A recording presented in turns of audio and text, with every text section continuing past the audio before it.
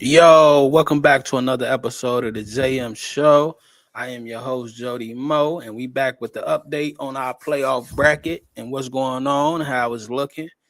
So we're gonna start out west, right? So our first series that has ended is the OKC Thunder versus the Phoenix Suns, right? So 4-0 sweep. And I kind of figured it would be a sweep. I gave the Thunder, well, not the Thunder, I gave the Suns a chance to get a game, but weren't able to do it. Now this last game they fought though. I get the Suns credit. They did fight. It was probably the closest game they've had in this series. So you got to get the Suns credit. They came out, they played hard, but they were just outmatched, man. Too much. Shea was too much. Shout out to Dylan Brooks. Couldn't really guard Shea. Shea is he a tricky player. You know what I mean? He got that Kobe to him. He got that Michael to him. Like as far as how he gets to his spots and he pick his spots, real mid range type player. So he's just good at that, right? As far as the Thunder, I mean, I got them, going back to the finals. So I'm not shocked by this. As far as the Suns go, though, they might have to they might gotta blow that up, man. I'm gonna be honest with you. You know what I mean? As far as Jalen Green, him and Devin Booker don't really match. They kind of both do the same things. I think they need a real point guard over there. Move Booker to the two. You could keep Dylan, but I think you got to try to get off Jalen and see what you could get for him. And what you want is a point guard. You want somebody that can handle the ball, get the other players involved, and let Booker do his thing. And Jalen ain't really that. Jalen gonna go get his shots too. It's been what 2-3 games in this series where Jalen Green shot the ball more times than Devin Booker, and that's crazy because Devin Booker is your star player. So it's like they button heads. Now it could work. Sometimes it could work. I think we seen, old school Pistons, you know what I mean? Isaiah Joe Dumas, obviously is working in Boston with, Jason Tatum and Jalen Brown, but it's not working in Phoenix, right? You need a coach that either can coach a team like this or you just got to blow it up. And my suggestion is blow it up. See what you could get for Jalen Green. You can even see what you could get for Dylan Brooks. I think Dylan could do better on another team. But it's up to Phoenix, whatever they going to do. They had a good season, though, because nobody expected them to make the playoffs without KD. And this is supposed to be like a rebuild year, and they was good all year. They just not good enough to beat the Thunder. So shout out to the Thunder. First team that has advanced to the second round. Second matchup, we got the Lakers versus the Rockets, right?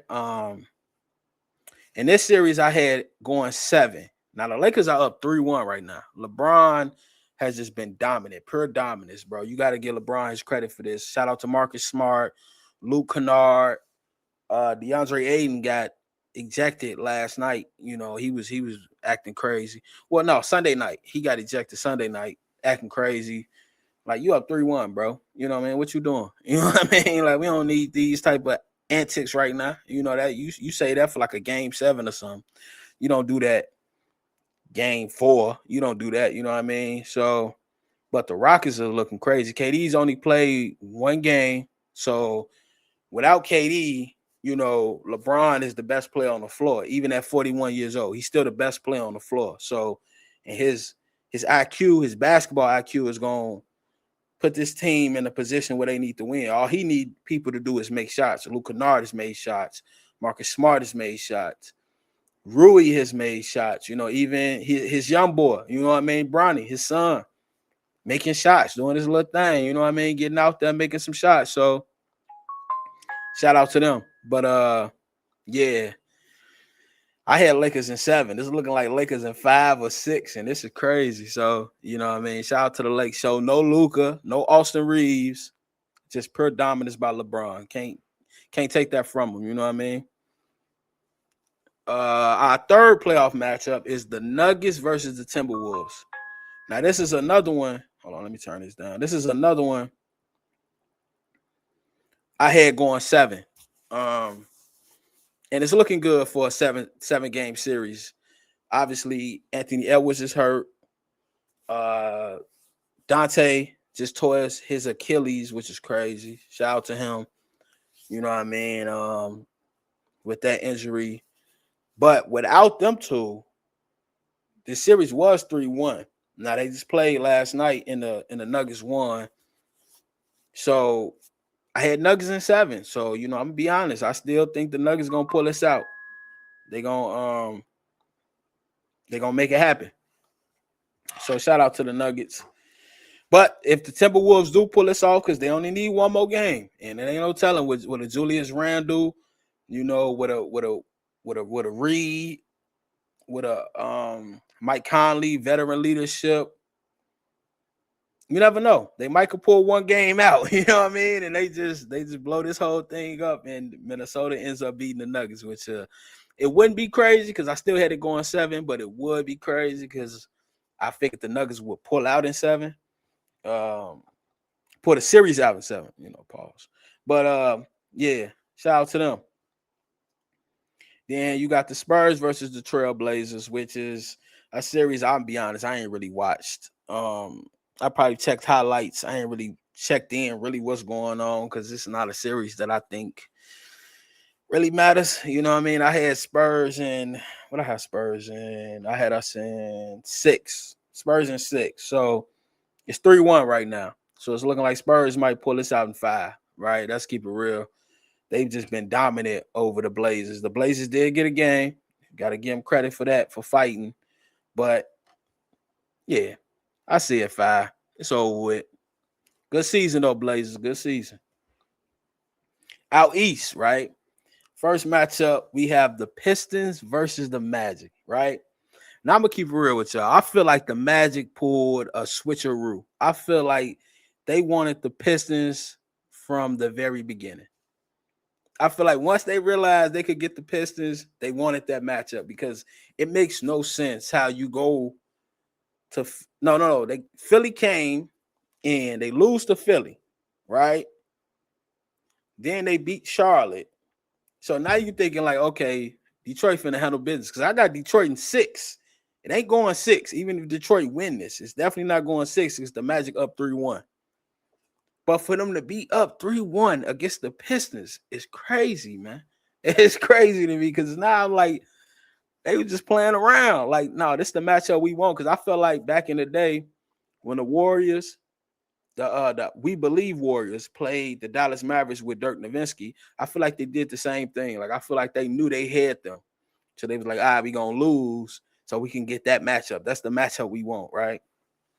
I feel like that's what the Magic just did. Like, they knew we could beat these boys. We could beat them. You know what I mean? So they wanted that matchup, and it's looking that way. So it's 3-1 right now. You know what I mean? Now, I still expect Detroit to fight. Cade been doing his thing. Everybody else has been kind of suspect. Tobias been cool. He been hooping at moments, not enough. But you weren't expecting enough from him. You was expecting more from Jalen Duren. You was expecting more from Duncan Robinson. Thompson, even though he's more of a defensive guy, you still kind of expect more. And it just ain't been there. Shout out to the Magic, man. They about to shock the world if they could pull this off. You know what I mean? But it ain't over till it's over. As Kobe always say, job's not finished. You know what I mean? Then you have second matchup, you have the Cavaliers versus the Raptors. This is 2-2. Now, I had Cavs in 6. I figured the Raptors will fight, right? Shout out to the Raptors. They the 5th seed. They've been hooping all year. I figured they will fight, and they've been fighting. You know what I mean? So you give them credit for that. The home team has held down home advantage, right? So the Cavs have won both of their home games. The Raptors have won both of theirs. So you got to give somebody got to win a road game for this to go, right? Now, I had Cavs in 6, so I expect the Cavs to win the next 2. I expect them to. Now, ain't no telling because this series been looking evenly matched. When they went out to Toronto, they got James Harden looking pedestrian out there. You know what I'm saying? They got him looking real pedestrian. They even got Spider looking a little pedestrian. You know what I mean? Last game, Spider was like 6 for 24. You know what I mean? Now, I know a game like that can happen. Kobe Bryant My favorite player. Kobe will have a game like that, but he'll go crazy in the fourth too. But it happens, especially the shooters, mid-range guys, three-point guys. It's gonna happen sometimes. But yeah, man. Shout out to the Cavs though. They better pull this off. You know what I mean? Or that's gonna look crazy on Spider. But I think he gonna pull it off. It's my boy. Series 3, we have the Knicks versus the Hawks. This is 2-2, right? I had Knicks in 6. And that's still looking good. Pick looking good. Shout out to the Hawks. I figured they will fight as well. Like I said, these teams are evenly matched, and I don't see the Knicks as a team that dominates. They don't just beat up on their opponent. They take their time. You know what I mean? They're gonna take the long haul. Jalen Brunson, they throwing them doubles at him. You know what I mean? Other guys stepped up last game, and they got to continue to step up because that double that Jalen gonna get, he fights through it. Don't get it twisted. Jalen gonna do his thing. Brunson, he gonna do his thing, but he's 6'1", 6'2". You know what I mean? So them doubles, they gonna send bigger guys at you, and they throw off his vision of where he could throw the ball or where he could shoot the ball. But he's used to it. I mean, I'm a short guy, short hooper, so I'm used to it. Where you gotta kind of look through the trees, and I'm pretty sure he knows how to do it. So I expect him to get past the Hawks. But shout out to the Hawks, C.J. McCollum, Jalen Johnson. Who else they got over there? OG. They've been hooping. You know what I mean? They had me a little scared because they went up 2-1. So it was gonna look like, oh snap. I never expected them to be in the lead. I always expected them to be trailing. But they went up 2-1. So now it's 2-2. So you know how this series is gonna go. And the last series out east, pardon me, you have the Boston Celtics versus the 76ers.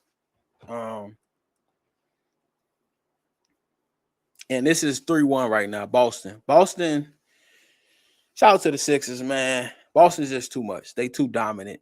It's just too much for them. They got too many pieces, too many players who could just get hot out of nowhere. Tatum back, Jaylen Brown back. Peyton Pritchard been going crazy. Derek White, they got another guy over there. I think he got like red hair. I don't know his name yet, but hooping. You know what I'm saying? They just too much. Joel came back. He had a good first quarter, but he ain't got no rhythm. You know what I mean? He just kind of out there being Joel, doing what he do. Paul George, he looking cool. Not really like superstar. Tyrese Maxey, cool. You know what I mean? VJ is a rookie, but they fight. I give Philly that. They definitely have fought in this series. They got a game, which I had Boston at 5, so they got their game. So you got to give them that. But anything more, I don't see it. You know what I mean? The Sixers really need like I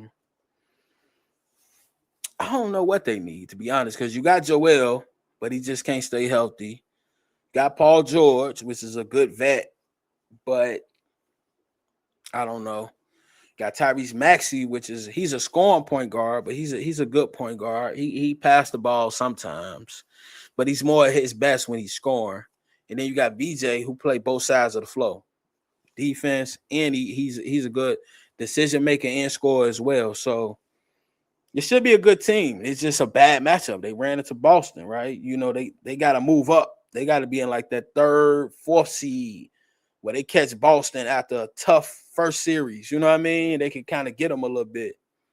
But to catch them fresh in the playoffs, you going home every time. Unless y'all just go crazy. But I don't see it. So, yeah, that's the playoffs so far. Most of my picks looking good. The only one looking crazy is the Pistons. That pick looking crazy. The Nuggets in jeopardy too because Minnesota leads that series, and everything else I'm pretty on point with. So you know what I mean. We're gonna see how these playoffs go. I see what's my guy Cooper Flag just won Rookie of the Year. Shout out to him. I still feel like Khan should have got it because his rookie year was just way more impactful, right? Once he got in his flow, he changed Charlotte and how they went, right? Dallas kind of sucked all year. You know what I'm saying? Cooper did his thing, but they was pretty trash all year. The Hornets did their thing this year, even though they ain't even make the playoffs, but they still was in a better position than the Mavericks, but it is an individual award. And when you look at the individual numbers, Cooper's numbers are better. So, shout out to Coop. You know what I mean? Dallas looking good with that first pick. But yeah, I'll be back next week, man. Keep updating y'all with these playoffs. You know what I mean? I might have a Come Walker 50 coming soon. But until then, playoff bracket. It's your boy Jody Mo. Holla at y'all.